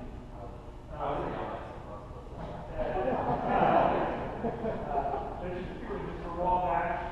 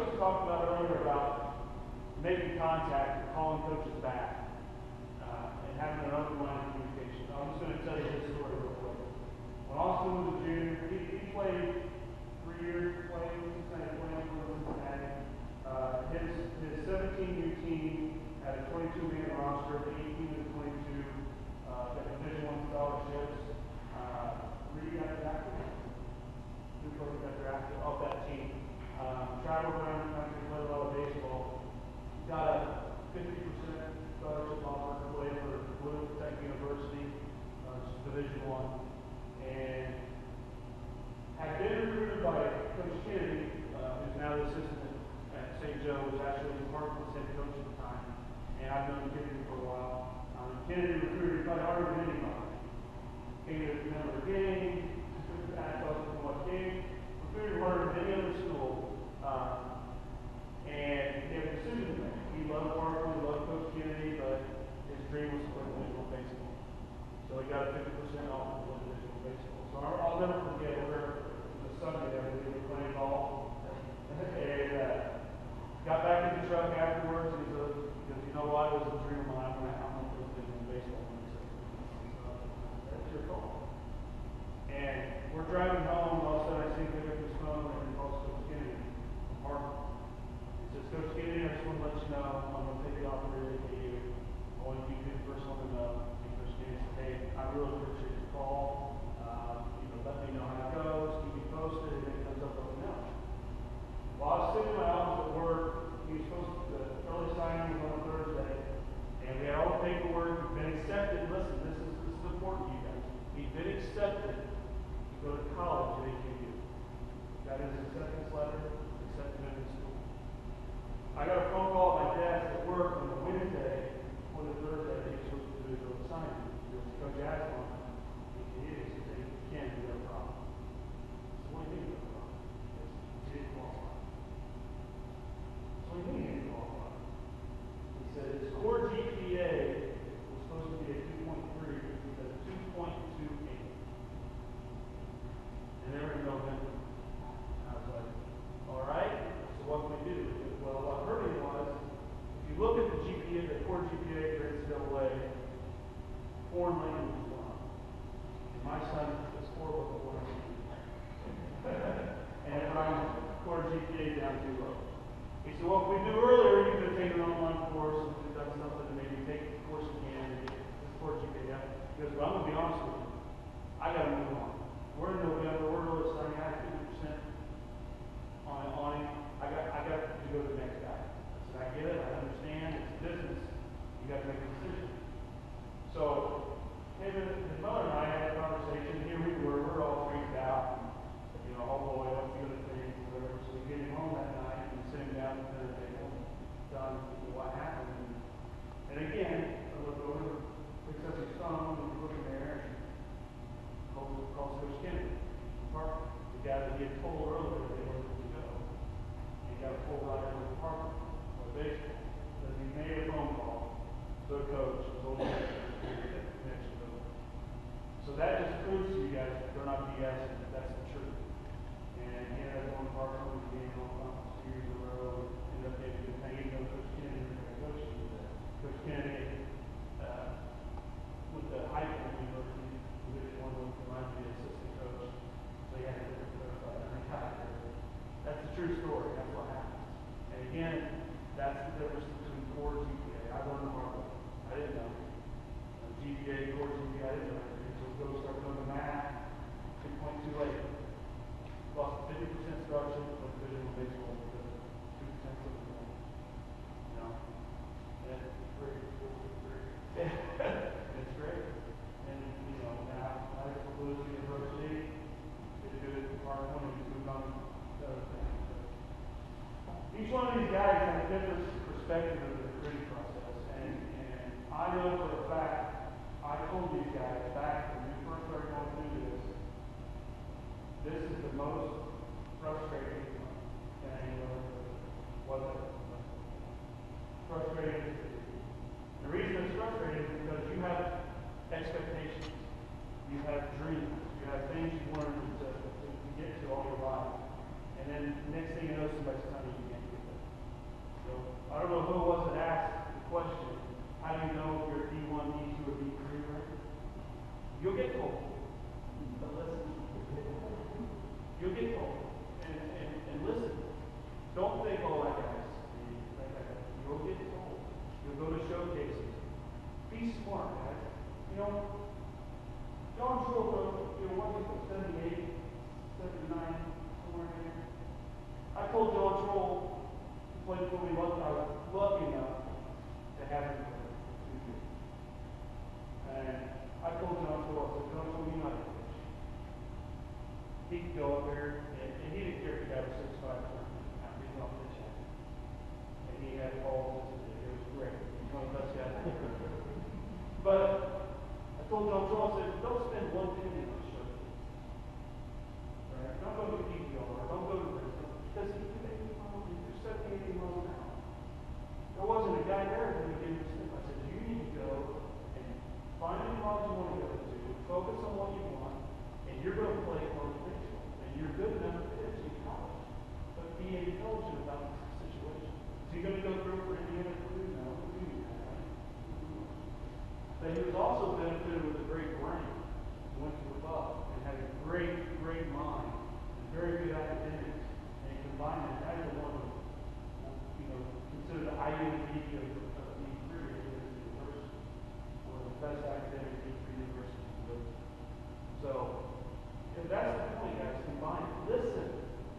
I also tell these guys all the time, I'm not going to lie to you. You might not like what I tell you.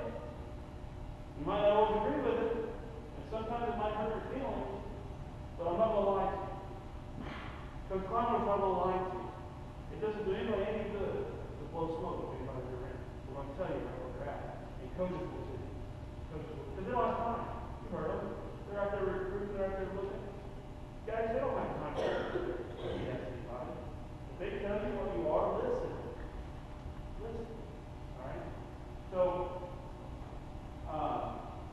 I'll just go ahead and open it up since we're kind of running over. I'll open it up. I want you guys to shoot questions with these guys about the process, what they went through, what they saw. Even, like I said, even for instance, I'll tell you a story. I can talk about it. I know they're all over my stuff. They all over my. Even was 4 weeks into the senior year, and Austin came back to the same high school. And Erlen came and visited a few times. It was really interesting. Coach Sack himself, the head coach, came down to recruit Ethan. And I remember standing after the game one time, and at the time Ethan had this hot girlfriend that was going to Purdue. And he's smart. He's very smart when he likes Purdue.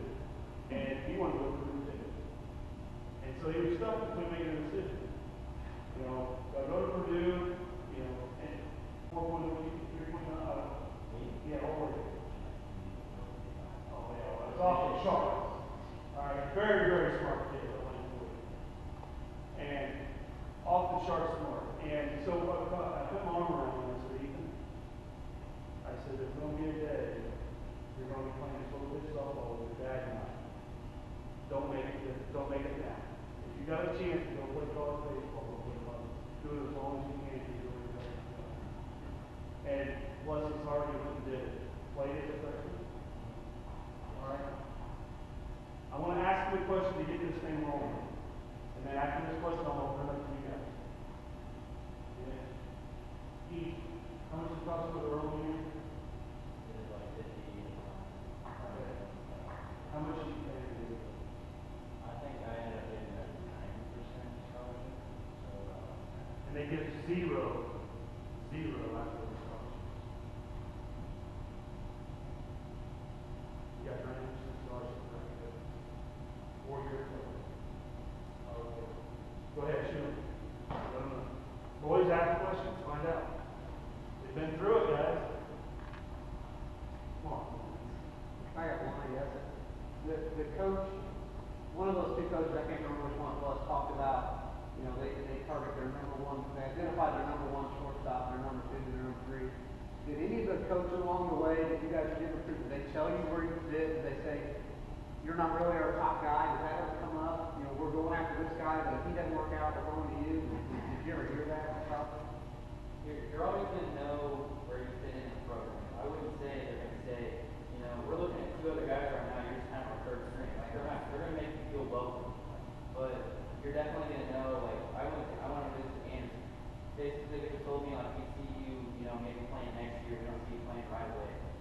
We hope you can develop a little more, get a little stronger, maybe see if you can play a couple innings here in the fall, but maybe your sophomore year, be a good asset for us. They're not going to let you know, you're against 10 other guys at this spot. They coaches kind of want to see how you react to it all too. So they're not going to blow your head with smoke, be like, yeah, we want you to play everything, but you're definitely going to know walking out where you stand with them as far as you specifically contribute to the team, not necessarily to your one position.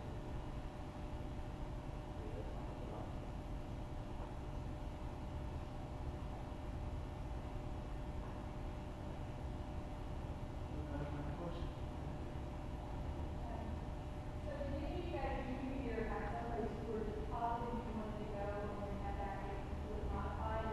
How did you handle that? And what caused you to change your mind as you were considering different options? Well, my dad made me do a junior list everywhere I wanted to go, and made me email every place. And when I was like, he said we get the grades with my best friend. So like, I was getting 9, like I knew I wanted to take there. So and then when I found out NKU and the whole thing, every kid has a dream of going, but like the coach said, where you fit in, those studies just listen. That's the only stuff I do. When did each one of you guys decide to go where you go? Let's go down the line. I committed August my junior year, which is real early. So I didn't have a problem my senior year. I knew where I was going. I kind of went right after Christmas. Your senior year? Yeah, senior year. March of my senior year. January senior year. 4 weeks into my Fall was senior year. November. So as you can see, it's all senior year, all kind of mixed up. You know, it's in there. I will tell you, you know, as of today, the Twins haven't had a Division I player signed. Doesn't mean they haven't had what I consider to be Division I talent. I still think we're going to get Division I guys out of it. But what you got to look at, guys, at the end of the day, and I'll preach this all day long, is, for instance, in the past, when that kid has been able to go play at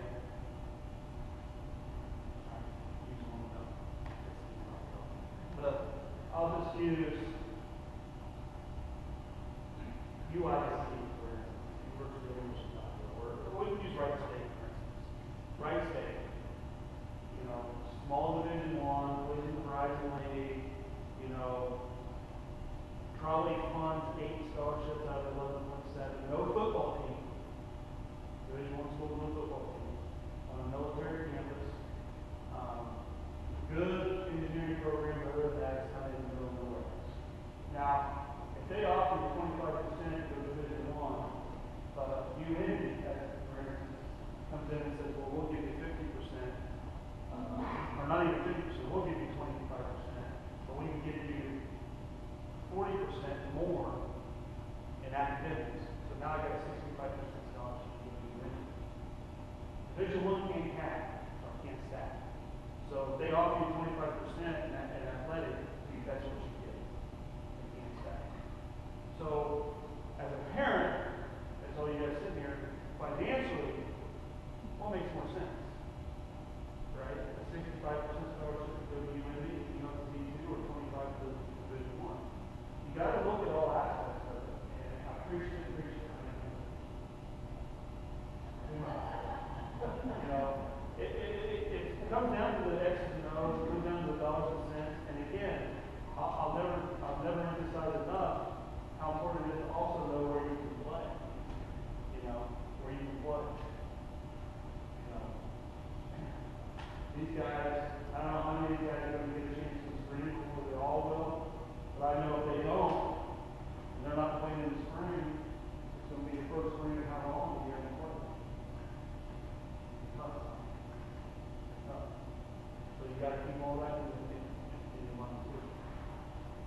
Anything else? I'd be curious if you go to each one of them, and I'm sure there was multiple things when you made a decision on the school you're going to, but if there's one or two things that really pop out in your mind, and why you picked the school that you went to, I mean, I really like to hear that. Yeah, absolutely. Absolutely. I chose UND mostly for the recognition on the physical therapy program, but also because it's a baseball program. Coach Boston there a long time. I heard a lot of good things, and I knew when I got there I would continue to develop. I wouldn't just kind of be thrown off to the side when we start sophomore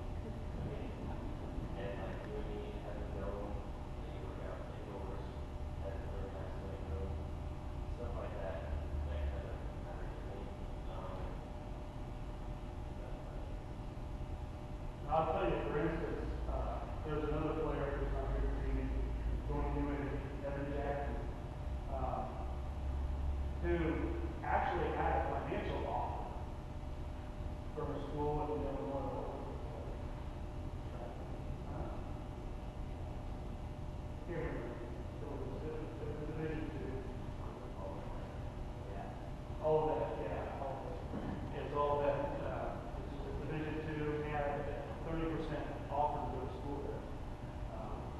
Academic, or athletic, and went up, visited the school, see the school, and turned it down for a walk on. He went to it. There was no money, no athletic person money. And so when his dad and him sat down with me to discuss the situation and the two options, you know, it came down to, do I see myself going there for 4 years? You know, I think he graduated from Covenant Christian, so I think being a Catholic or a Christian, whatever it is, I mean, going to church, that's not a problem, but this was like next level of that, which was like 3 days in a church, and then combining that with the college and everything else, and he just really didn't, he wanted to experience college. You know, he didn't really want to have to do that, he did it all through high school. So his determining factor basically came down to, no, I really don't want to do that for 4 years. So he took it for a walk on his limb, he was taking. His parents weren't real happy with him, you know, that's what he decided to do. So that's another story.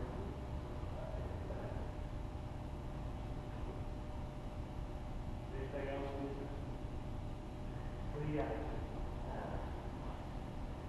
I want to know this, the college is coming back to you for a friend college. I'm still.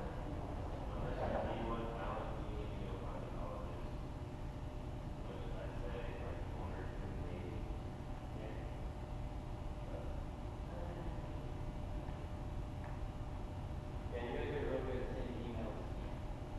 Really good at sending emails. Be on your phone all the time, trying to contact people. Because a lot of the coaches know everybody in the system too. Coaches move different places, like everybody knows everyone around. So even if you're trying to come in contact with someone like Anderson, you know, they might call up, you know, you and be like, hey, there's this kid I think you might want to take a look at. Just constantly sending emails, like trying to harass the coaches, get a little bit of attention because that's all it really takes. You guys get probably 25 emails a day. So if you only send it once, there's not even likelihood that they're going to see it. So we send it multiple times. Only one of the schools I'm looking at contacting me. I can contact every other one. And actually, most of the schools I was interested in and in New York, where they do it a bit differently. There's a showcase, but then you also play games. The big difference is that they really encourage you to go talk to the coaches there. They're all around watching games, and that's how I found it. And then that was the academic. Yeah. Facebook, you know, but I knew schools and I knew. And a lot of that comes down to what the question was asked about recruiting services. I want to tell you, this is my philosophy on not only showcases, but also recruiting services and also basic things. Here's the deal.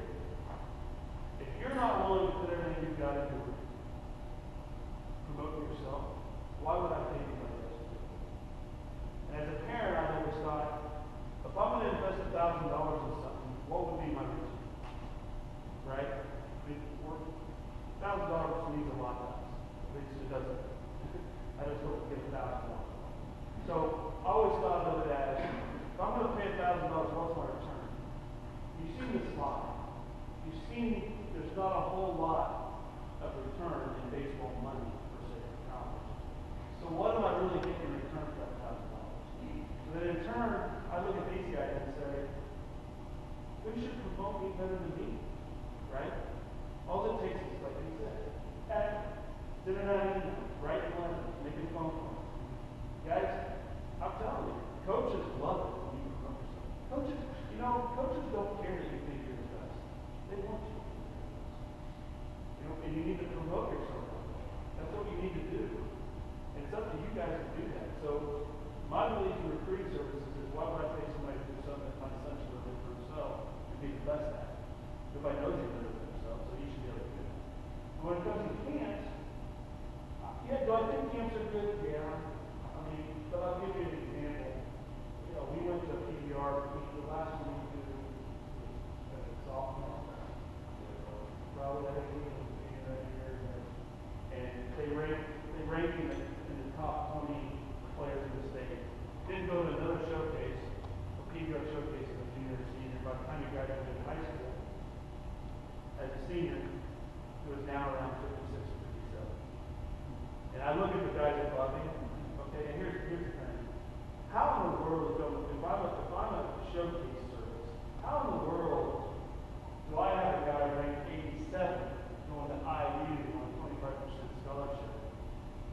and I got a handful of guys that are top 25 for one shoot for those two. How in the world can that ever happen if I'm truly a showcase system? Okay? I don't believe it. You know. Now, is it an evil we gotta deal with? Yes, it is. Yes, it is. Because just like these two guys sat here and said, they can go to one place and see 200 kids. We're gonna go. All I tell you is we're gonna do them. Unfortunately, you should not every week, right? Not $150 a week. You need to go to them. Make sure the colleges you're interested in are be. Because the college camps that cost $30 or $40 a camp, I can go to 4 of those, 5 of those for the price of one PBR thing. Why wouldn't I just go to their camps? And then I'm individual, I'm in front of the coaches, I can see the staff, and I know that might be a coach that screams and yells and acts all retarded. I don't want to play with that guy. You learn that really quick. You know, so just be smart about it. Unfortunately, in today's world with you guys, it's become a necessity, per se, because coaches are lazy. Now that they're gone. Coaches are lazy. How many times have we heard Coach Marshall say, I can go up to Grand Park and watch the Cape teams play one time. They're lazy. That's what they want to do. And Division I guys are bad. And here's the reason they look at numbers. Look at the numbers. They see 90. Boom, boom, boom, 90, 91, 89, boom, boom. They ask hard for information. That's information that's irrefutable information. It's on a gun, I got it written down, and they can repeat that. I'm an assistant coach, getting paid $20,000 a year if I'm lucky. Why am I going to take a risk on this guy, who I think is a hell of a player? You go hit, you go run, you go play. I don't have any hard information for people. Why would I put my $20,000 a year job on the line with the head guy? When I got this guy right over here, who might not be able to throw a strike that goes 90 miles an hour. Okay? That's the reality of baseball. It sucks, but that's the reality. Alright? That's even what you run for. 6, 5, 6, 6. Now the electronic, that wasn't the stop, that was the electronic. 6, 5, 6, 6. How many people on did you have on the table? Huh? Yep. 6, 5, 6, 6.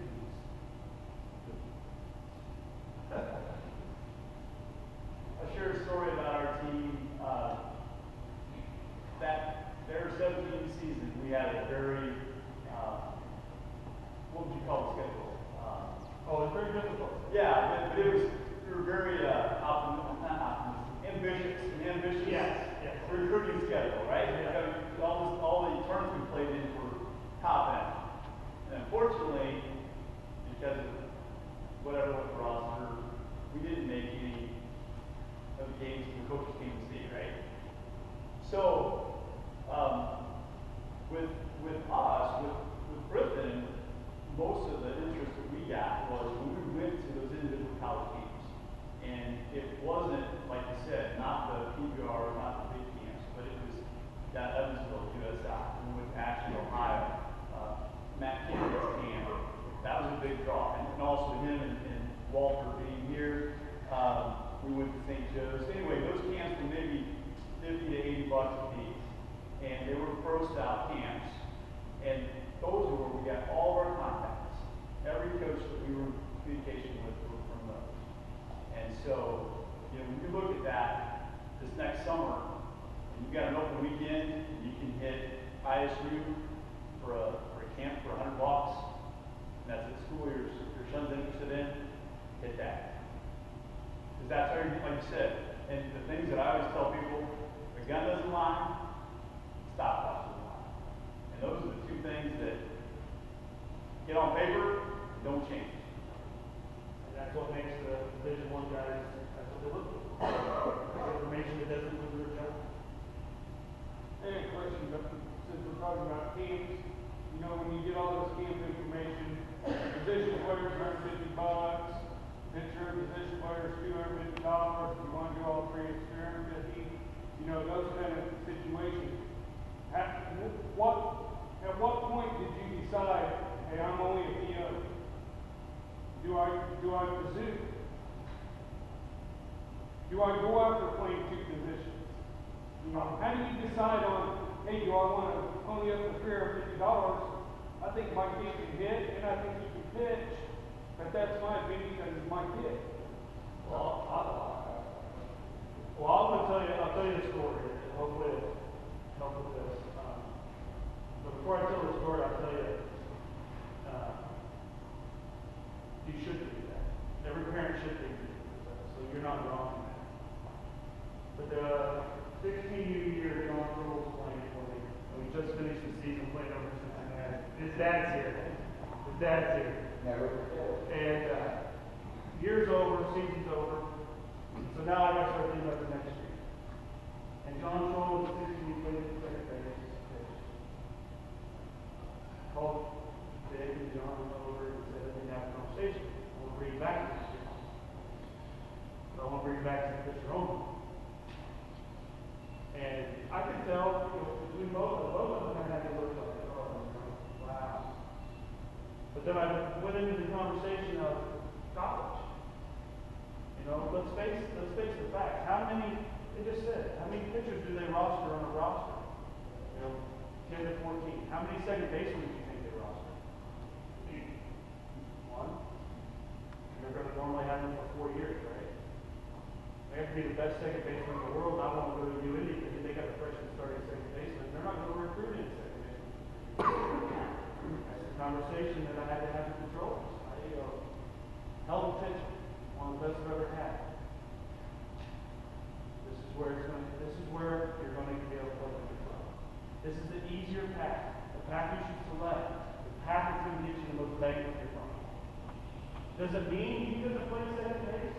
No, it doesn't mean that. It means that this is what you need to dedicate your time to. It all comes down to dedicating your time. Your kid can pitch, and is legitimately a good pitcher. I would tell him all day long, 100%, put your time and dedication into the mound. Because every roster has between 14 to 20 pitchers on it, and 1 or 2 position guys. So are you saying to rely on the Twins organization as coaches, as professionals, to help relay that information onto our kids? They can tell you, but I'll get other opinions. You know, talk to high school coaches. Well,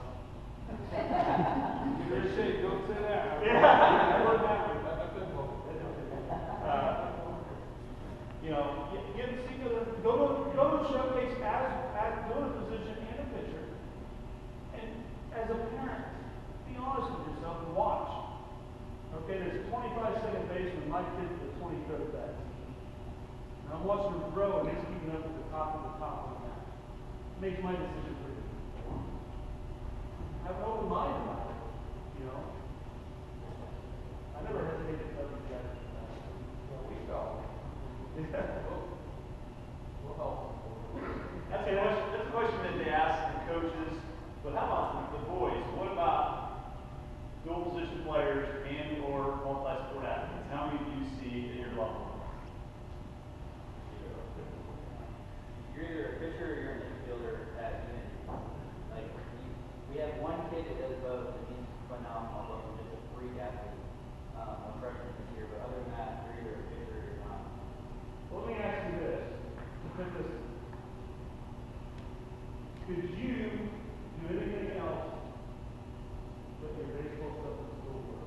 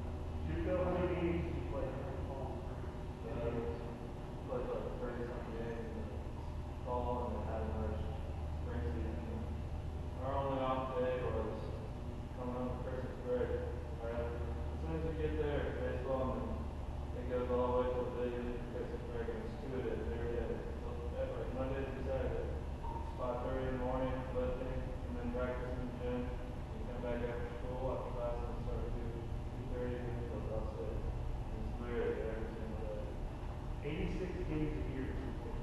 86. I was going to ask that question you asked. How many of you were multi-sport athletes in high school? And if you were, looking back, would you have only played one sport like baseball to focus more on baseball?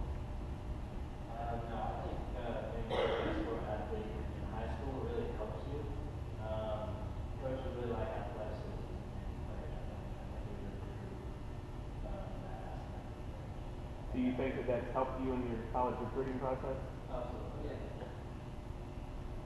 But also doing that, like you can't play AAU basketball and play college baseball. So you have to make that happen.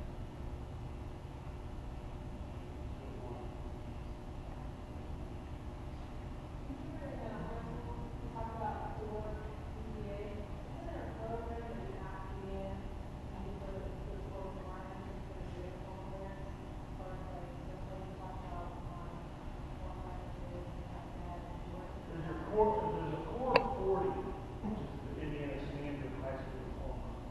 So there's a core of 40 that you have to, yes, take those courses. But again, it's completely different than the core NCAA core qualification. But yeah, there's a core 40, it's called core 40 for that. Yeah, I suggest that every parent. The information's on that clearinghouse site. Yes. And they post it there.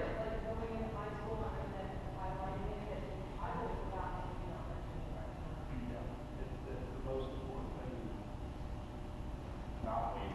So even if you're like an AP class and everything, you have to wait for the in your high school. A B is still a B, no matter like There's a kid in Greenburg who helped lead with 2 state titles in basketball, playing at Northwestern. Freshman big kid played the year last year. Didn't take one AP course. Took the lowest course of every core 40 he could take. And had a 2.31 or 2.32 core GPA to qualify. He's going to one of them. But back in the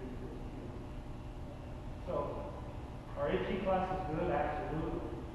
You know, if you could, especially if they transfer to college credits, that's a big deal. But they're just a kid that's playing in Northwestern. Didn't take any of our courses ever, they even lied, they couldn't.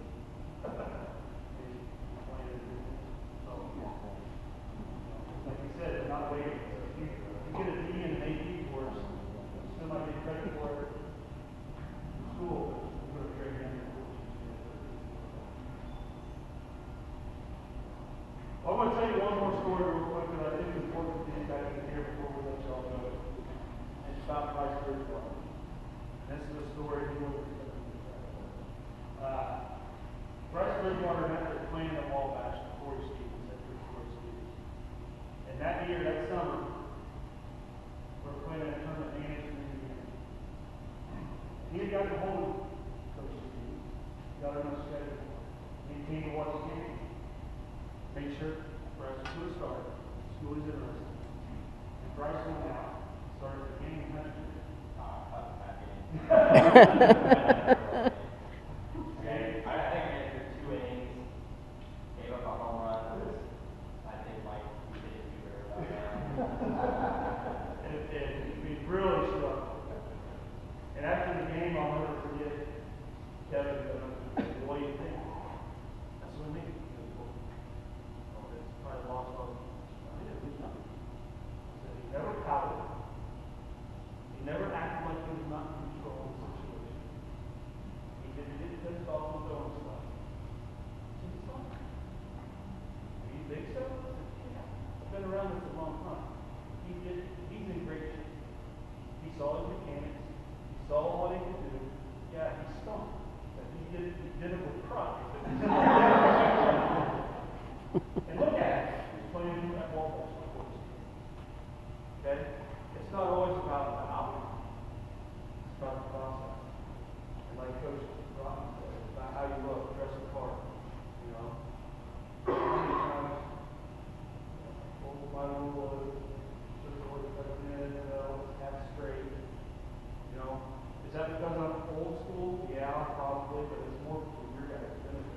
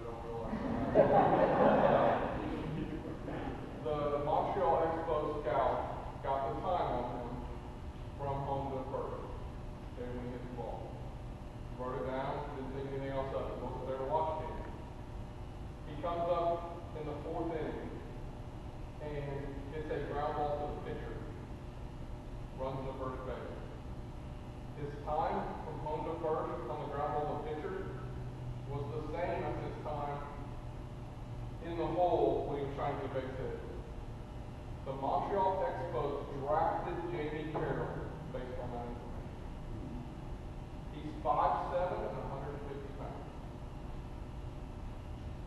He got drafted. They weren't going to watch him.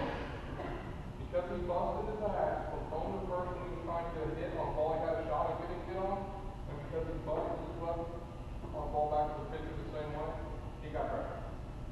He has now made $30 million in the major leagues as a utility player because he hustled on a ground ball back to the pitcher.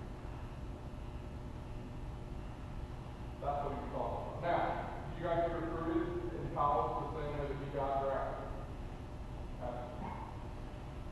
Absolutely. I love that story.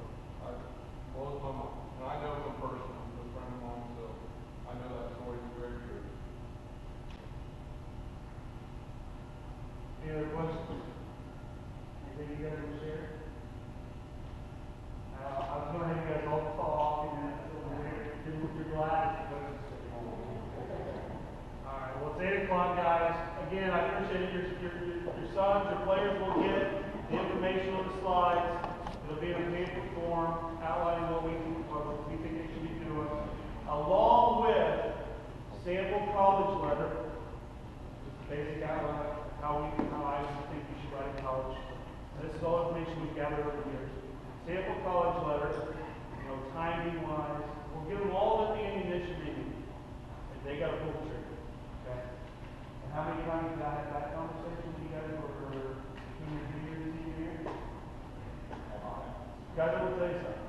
2 years in a row now, I had a meeting at the end of the summer between the junior and senior year of 17-year-olds, and I'd sit them in a room with 18 guys and say, how many of you guys have started sending out letters?